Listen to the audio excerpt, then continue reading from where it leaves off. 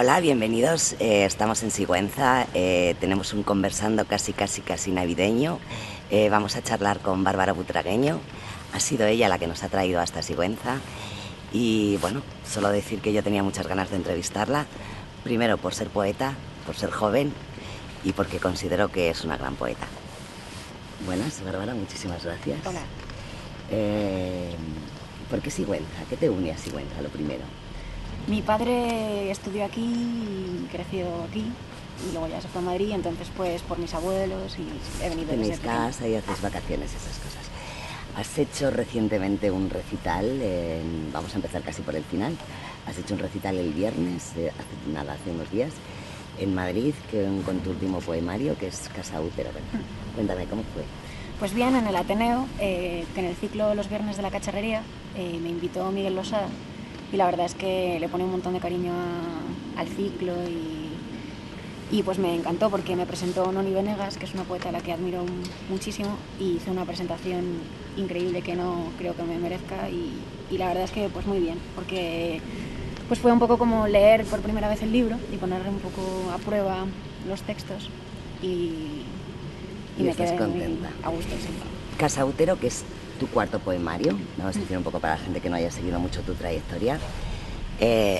Bárbara empieza a escribir muy jovencita, ¿verdad? 19 años, estamos 18, hablando. 19. 18, bueno, no sé si antes, pero con 19 años queda finalista de Adonais con ¿cuál es? Con Naufragios diminutos. Que además luego le da tu nombre a un blog también, sí, ¿no? un blog de prosas. ¿Y cómo se lleva a los 19 años quedar finalista ya? ¿Te impresiona o te sorprendes? ¿Cómo es? ¿Qué recuerdo tienes? Porque Anima y... a seguir. Sí, aunque tampoco... A mí la gente me decía, bueno, pero no dejes de escribir por no haber ganado. Y yo decía, bueno, qué tontería, ¿no? Porque voy a dejar de escribir, se acaba de empezar y esto me encanta. Pero bien, la verdad es que fue como simplemente un poco una prueba. Con mis primeros 25 poemas totalmente sudados, me dijo un hombre que acababa de conocer en ese momento, ay, pues preséntate a un premio. Y no sabía nada de él, me presenté y...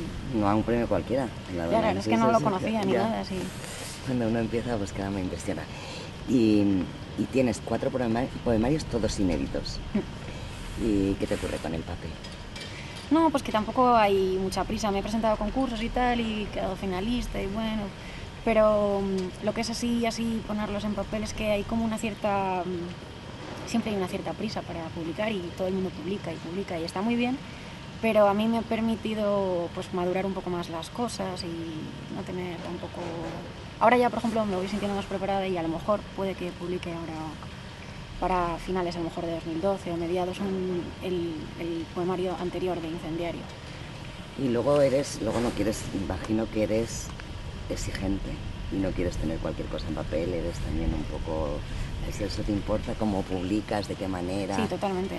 Bueno, tampoco es cuestión de mucha exigencia. La gente dice, qué exigente eres, ¿no? Pero no, es que tampoco, como no hay prisa, pues hombre, cuando tenga un libro, pues ya que sea un libro de estos que me guste, porque a mí me gustan mucho los libros, entonces pues el papel, los márgenes, esas cosas que dices. Sí, porque yo, bueno, recién te acabo de conocer, pero es verdad que según he ido investigando de ti, según he ido leyendo, una tiene, al menos yo he tenido la impresión de que eres como un artista integral. Quiero decir, no sé si recordaréis que en el último Conversando ya enseñamos unas ilustraciones del libro de Jesús Bonilla que las habías hecho tú. Es verdad que pintas, es verdad que haces fotos, es verdad que eres grafitera también y además poeta. Quiero decir, tocas todo, eres talento. Yo hablaba con Jesús Bonilla y decía, es que tiene mucho talento. Y es verdad que al final, si uno tiene el talento, lo puede llevar a distintos ámbitos y contigo será. O sea, quiero decir, a lo mejor tus fotos también tienen mucho de poesía. Yo cuando veo, o sea, hay que decirme, a lo mejor esa mirada poética la llevas a más, ¿verdad o no? Sí, hombre, yo intento calmar un poco el nervio ese que me va persiguiendo, sí. Y me gustaría hacer millones de cosas más. De hecho, es que tengo muchas ganas de hacer muchas cosas. Y tengo cuadernos y cuadernos solo con proyectos que algún día, en breve, quieres desarrollar. Y aprender, sobre todo aprender. Que no sé, no he dado clase de pintura y me gustaría aprender cosas técnicas, muchas cosas. Ya. Bueno, poco a poco, que eres muy joven, Bárbara. ¿Te parece que leamos algún... No sé qué prefieres? Yo a lo mejor creo que es mejor que empecemos por algo más antiguo y nos dejemos Casa Útero para después. ¿Quieres? Vale, sí, me había traído Incendiario y, bueno, había cogido un texto el otro día leí en el recital un par y la verdad es que cada vez se me van alejando más, pero les tengo mucho cariño porque es que he estado como 3 años con este poemario para arriba, para abajo, o más a lo mejor. Este no lo has llegado a presentar a ningún premio, Este lo he presentado, pero a muy pocos, porque justo me ha pillado en la época de que acabé la carrera, me puse a opositar pero sí lo he presentado a algunos. Pero me sonaba, había leído de naufragios, de lo del viento y sí, de este tal. No, este lo he leído muchísimo en bares, pero en el papel, no sé, no... Bueno, pues venga, leemos un poquito de Incendiario, que a lo mejor quizás es el más desconocido. Y así estamos. El asunto es este. El cuerpo se dilata en soledad, se expande sobre sí mismo, y de cuando en cuando abre puertas, ventanas, se proyecta. Pero hay algo de negación en la apertura, algo de carencia que abre huecos y el cuerpo es pájaro enfermo que gira y se vierte, fósforo en la garganta, sacrificio. Y el cuerpo busca porque se busca, se lanza porque se niega, y es en el salto donde por fin se asume en vertical, se asume en punto de fuga. Es lo precisamente otro desde fuera de sí mismo, y cae, y se termina de parir en la caída. Y es entonces cuando uno debe asumir el oficio, cuando es debido hacerse límite y cercar el origen y gritar alacranes y apuntalar las casas que nos quedan. Dejar de pulirnos a modo de espejo, comprender que somos sed porque somos pozo y entender que la forma más perfecta del amor es el regreso y volver a uno para no negarse jamás, volver a uno para ser el centro de toda ausencia y cobrar sentido en la casa propia de los huesos, en la oscura biología del desahucio que se impone. Caramba, qué maravilla. No lo cierres, léeme otro. Quiero... Luego después retomamos Casa Útero, pero léeme más, porque además yo creo que de este casi no he leído. Uf, me ha encantado. Lo he leído ahí muy... No. Es que el entorno también te va como... Qué profundidad, además. Yo creo mucho en que los poemas te encuentran, ¿eh? Fíjate de dónde se te haga. ¿No lo crees? Sí. Yo creo casi a pies juntillas. Pues no sé...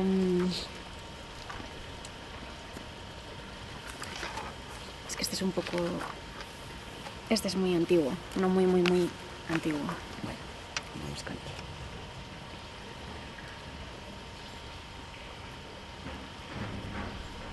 Camino con las manos abiertas, vencidas, arqueada como una flor de huesos tristes.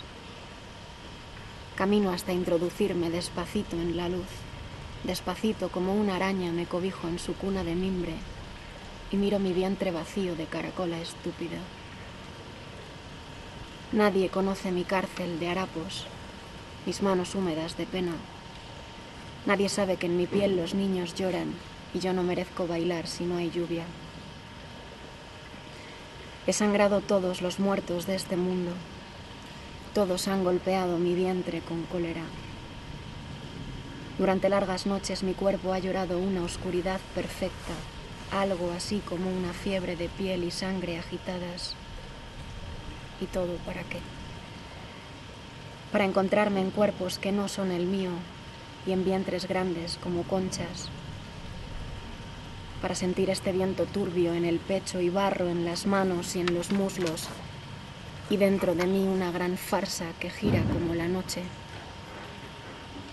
En mi cuerpo la verdad es tenue como una ubre pálida. Caramba. Qué intimista y qué existencialista y qué joven lo escribes. Ese ¿no? sí, ese es muy antiguo. Enfrentas ahí muy pronto a los grandes misterios. Bueno. Espera. No sé, hablábamos hace un momento fuera de cámara, pero es verdad que me decías que estabas leyendo Olga Orozco, y Blanca Varela, tienes ese toque de profundidad de estas poetas. Pues, no sé si es buscado o no, pero caramba, sí. Bueno, a mí me has dejado un poco... que casi que me cuentes tú cómo son tus principios en la poesía. ¿Qué te lleva a ponerte a escribir? Yo voy entrevistando gente, hay gente que dice Yo escribía poemas sin saberlo, de repente hacía tal, o hacía cuentitos, hacía así que lo buscas, tienes un encuentro con la poesía de alguna manera, o cómo se te... Eh, Un poco la génesis, un poco como... pues lo que es la... Es que empecé a escribir no poemas como tal, la verdad es que empecé a escribir canciones de rap, Bueno, lo cual tiene una cierta relación, pero la necesidad de escribir, es que en el fondo era más bien porque yo necesitaba decir algo, no sabía muy bien cómo, era lo que más me gustaba y tampoco no conocía la poesía, las únicas referencias que tenía eran pues porque mi madre me había leído algunos poemas cuando era pequeña, de bueno, Pablo en el Neruda. instituto todos tocamos un poco la poesía, ¿no? ¿O no Pero como habías estaba en clase y me obligaban a leerlo, era territorio un poco vedado, me daba... No te tocó, en esa parte de adolescencia no te tocó. Por las Paso por cosas que había encima. leído en plan en clase, es que directamente entraban en otra habitación y se quedaban ahí, ¿no? Pero llegar a las cosas por ti mismo, pues fue más bien pues por sentirme brutalmente sola y, y muy alejada de todo. Entonces, pues ahí esa incomunicación que yo la vivía muy mal, pues me hacía tener que... Verter un poco en el papel sentimientos o tal y luego empiezas a hacer, Sí. pues, jolines. ¿Y de quién después cuando los has buscado, a quién has leído? Ya sé que es un poco la pregunta tópica, ¿no? Y además sé un poco por dónde me vas a responder, pero quizás es un poco que te expreses. ¿A quién has leído? No hace falta que me digas favoritos, a lo mejor hay... Yo siempre digo que hay una evolución, porque uno empieza leyendo y va descubriendo y va tal, Sí. pero a lo mejor sí que hay gente que se te clava mucho y desde que empiezas hasta que tal, pues a lo mejor hay unos... Yo recuerdo haber leído en tus blogs que has leído, bueno, que has citado mucho a Artaud, Sí. no sé, entonces un poco cuéntamelo, a ver cómo es, los que Hombre, te han influido. empezar, es que si no, Alejandra Pizarnik fue un poco la que me salvó esa adolescencia y fue por fin ella y Cortázar, a nivel de, no tanto su poesía también, pero sobre todo su prosa, me hizo pues sentirme mucho más acompañada. ¿Cuál libro primero de Cortázar? ¿Quizá Rayuela? Pues ¿O a no? mí, bueno, Rayuela no, Rayuela me la reservé un poco más para adelante, pero sobre todo los cuentos. Empecé de hecho por orden y me metí en un curso totalmente frikis en el Centro de Arte Moderno. Conocí a una profesora genial que era una experta y ahí pues... Descubriste Cortázar. Y lo metí mucho en la poesía de algún tipo de modo y a Alejandra. Y luego pues ya más poco a poco avanzando, ahora sí, bueno, Blanca Varela, muy importante. Y así españoles, Ada Salas está muy presente en mi último libro y Luisa Castro. Y acabas de que me has comentado antes un poeta que para mí era desconocido, que me has dicho... Juan que... Antonio Marín, buenísimo, buenísimo. Lo he conocido hace poquísimo en la presentación de un libro en el Ateneo, hace como 15 días, y desde entonces estoy en un estado catártico.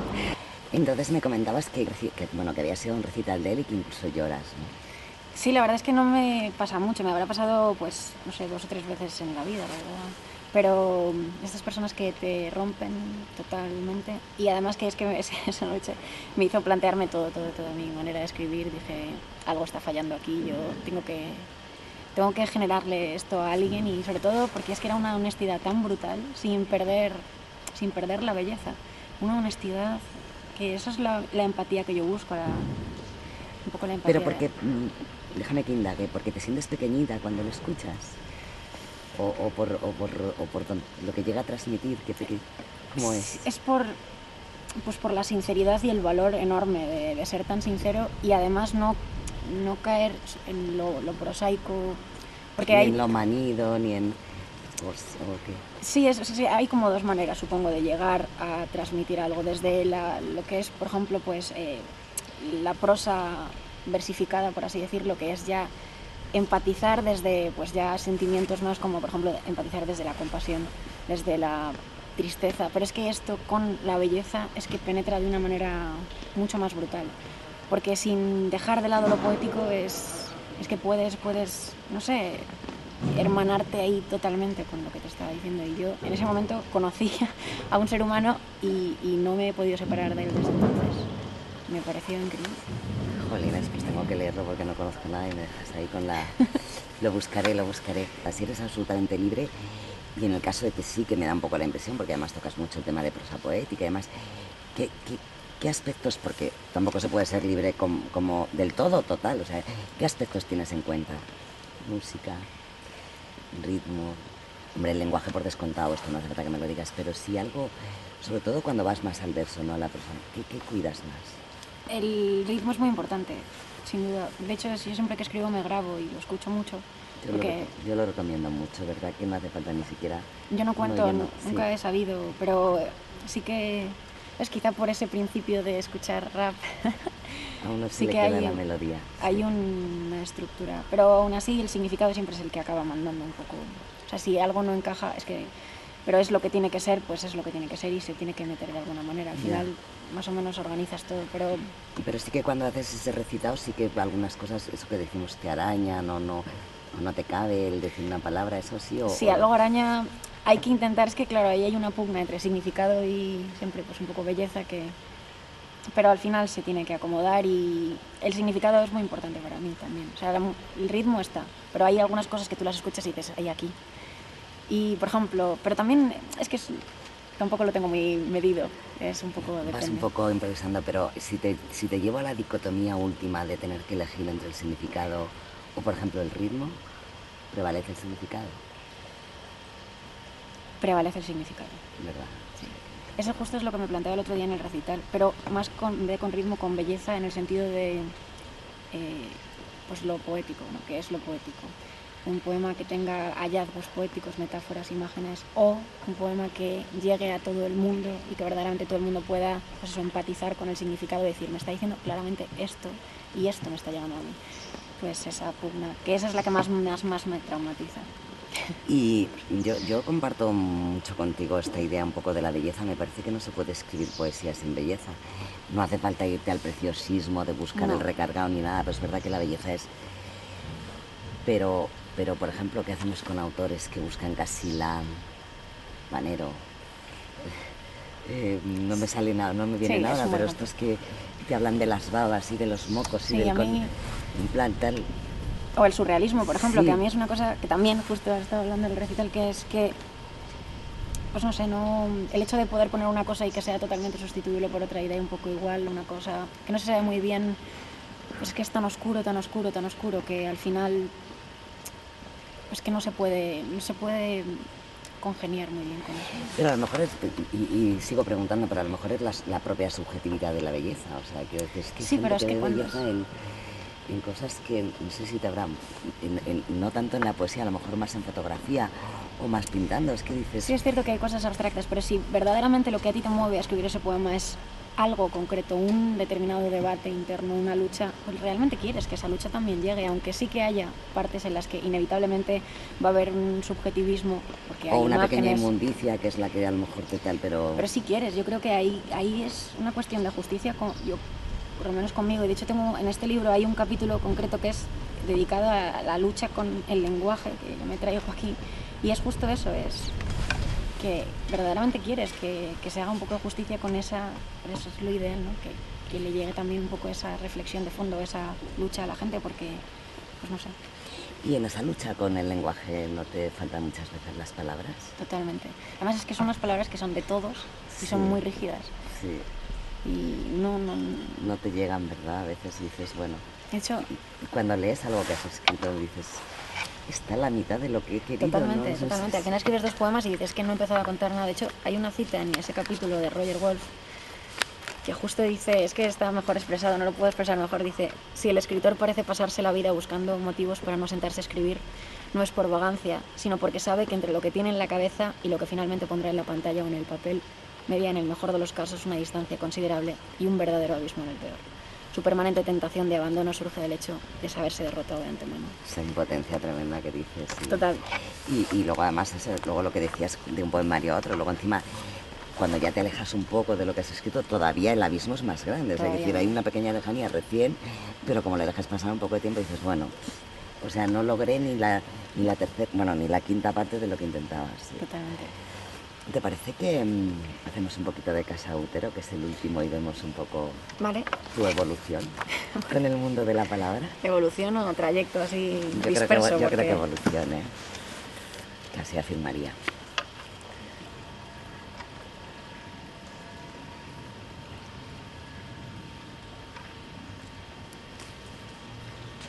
Dígame, con la mayor precisión posible, ¿cómo es? Le digo, la piel estrecha, y en el cuerpo algo parece girarle, sobriamente, como un astro, a la altura del esternón. Tiene una batalla clavada, mejor dicho, es una batalla clavada. Mejor dicho, es tantos hombres clavados a una batalla clavada a la altura del esternón. Y conoce el vocabulario sencillo, 27 sinónimos de luz. El tú y el ellos. Las cosas que se afean rápido, algo de náusea, el tiempo y su difusa hostilidad.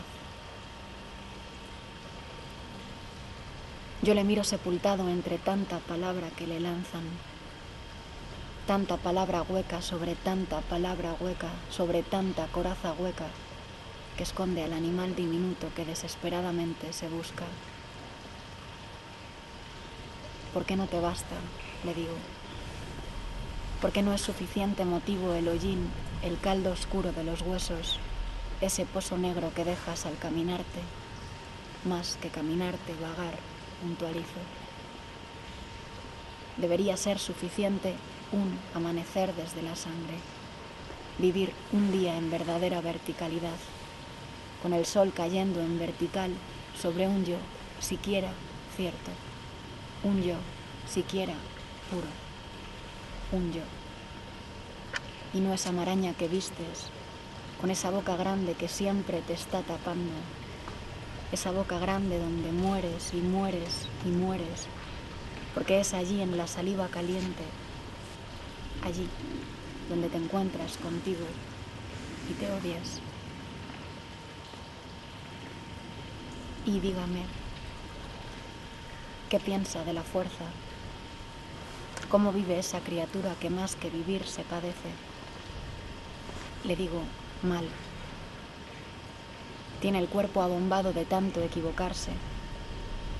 Creció pensando que la fuerza era un país muy frío, muy alto, donde las cosas se dicen con fuego y donde todos, pensaba, absolutamente todos los que allí viven, pueden llamarse reyes. Preparó su viaje durante semanas. Guantes, bufanda, maleta de piel y víscera, veneno. Y un buen día empezó a cargar sobre su cuerpo 1, 2, 3, 4, 5, 6 animales mitológicos que rugían y no dejaban de moverse, y no se sabía si se apareaban con fervor o se estaban matando. Ese día comenzó a arrastrar las manos. Primero, un poco, como si pronunciara la tierra con la punta de los dedos. Después, los brazos se le acabaron hundiendo hasta los codos. Pensé, le caen como si quisieran marcharse de su cuerpo, como si fueran sus manos, curiosamente sus manos, las que hubieran atisbado siquiera 1 centímetro de verdad. La fuerza no es una casa incendiada. La fuerza no es mirar desde el púlpito, desde el arco triunfal, a la legión de cuerpos sumisos, doblegados.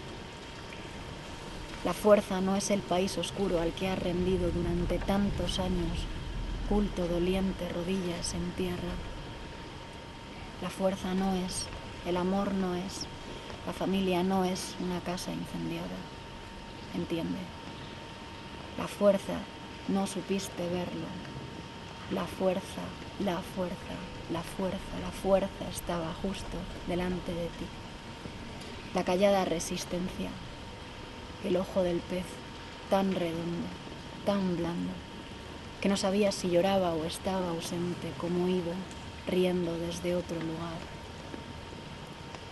Y tú cargando tonto, tanto abrigo tonto, tanta maleta prestada. Y luego la sangre. Ya sabes hacia dónde voy. La sangre. Esa sangre que se te bombea sola y tú no sabes de dónde viene, pero sabes que ahí hay algo así como una farsa que te sigue. Una niebla que te hace no estar verdaderamente en ningún sitio desde hace años. Y empiezas a sospechar que algo tiene que ver con la sangre.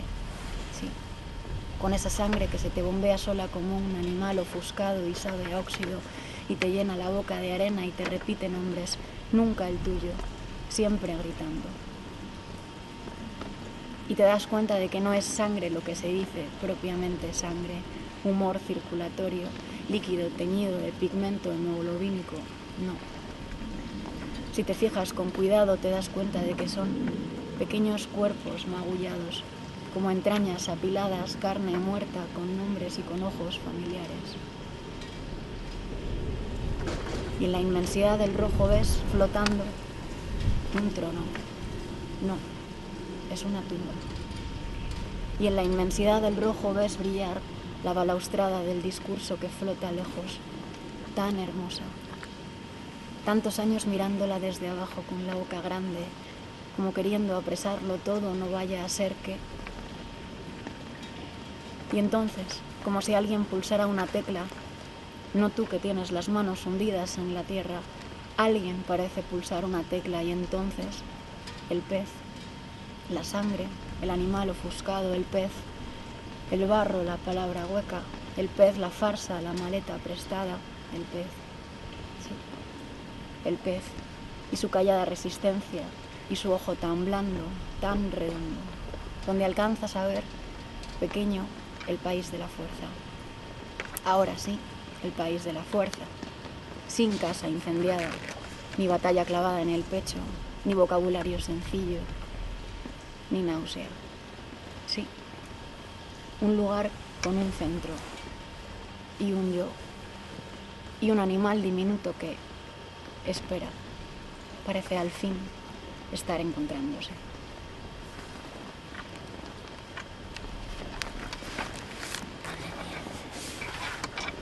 Ahora quien sigue hablando, la pelota.